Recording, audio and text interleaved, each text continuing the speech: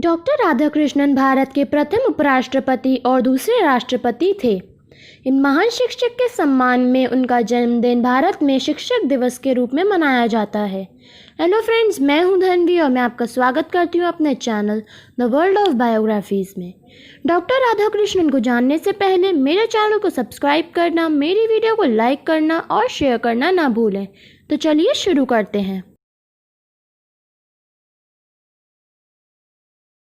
उनका पूरा नाम डॉक्टर सर्वपल्ली राधाकृष्णन था।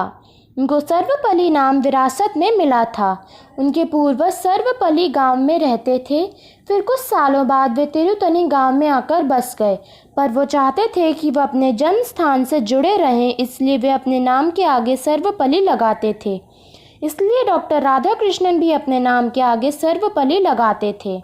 उनका जन्म तमिलनाडु के तिरुतनी गांव में 5 सितंबर 1888 को हुआ था। उनके पिता का नाम सर्वपल्ली वीरास्वामी तथा माता का नाम सीताम्मा था। 16 वर्ष की आयु में ही उनका विवाह दूर के रिश्ते की बहन शिवा कामू के साथ हुआ था। उनकी पत्नी की आयु मात्र 10 वर्ष की थी। वो भारत रत्न पुरस्कार के लिए जाने जाते हैं। उनकी मृत्यु 17 अप्रैल 1975 को हुई थी। राधाकृष्णन जी ने अपनी शुरुआती शिक्षा तिरुपति के क्रिश्चियन मिशनरी संस्था लूथरन मिशन स्कूल से की। 1902 में मैट्रिक स्तर की परीक्षा पास की। इसके बाद उन्होंने मद्रास के मद्रास क्रिश्चियन कॉलेज से अपनी ग्रेजुएशन की पढ़ाई पूरी की।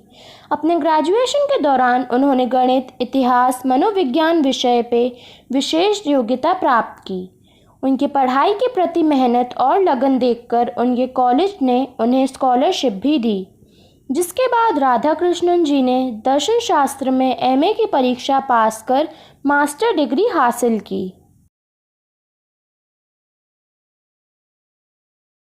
वो मेनली दर्शन शास्त्र के प्रोफेसर ही थे। मद्रास प्रेसिडेंसी कॉलेज में वो दर्शन शास्त्र के प्रोफेसर बने।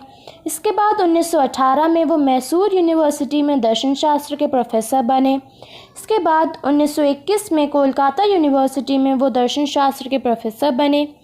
इसके बाद उन्होंने देश के कई यूनिवर्सिटीज़ में लेक्चर भी दिए और फिर उनको विदेशों से भी लेक्चर देने के लिए बुलाया जाने लगा, जिसमें से एक थी ऑक्सफोर्ड यूनिवर्सिटी।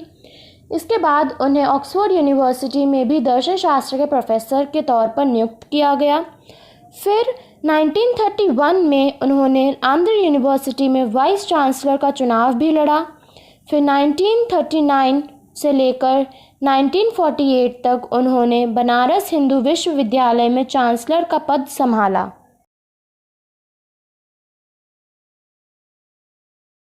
1947 से 2 साल के लिए डॉक्टर राधाकृष्णन जी ने सोवियत संघ के साथ राजनयिक कार्य करे। आज़ादी के 5 साल बाद उपराष्ट्रपति का नया पद सृजित हुआ और सबसे पहले डॉक्टर राधाकृष्णन इस पद पर बैठे और 10 साल तक इस पद को संभाला। इसके बाद वो राष्ट्रपति पद पर नियुक्त हुए 1962 से लेकर 1967 तक। इस दौरान भारत और चीन के बीच भयानक युद्ध हुआ और भारत को हार का सामना करना पड़ा। इसके बाद राष्ट्रपति पद से सेवानिवृत्त होकर वे मद्रास जाकर बस गए।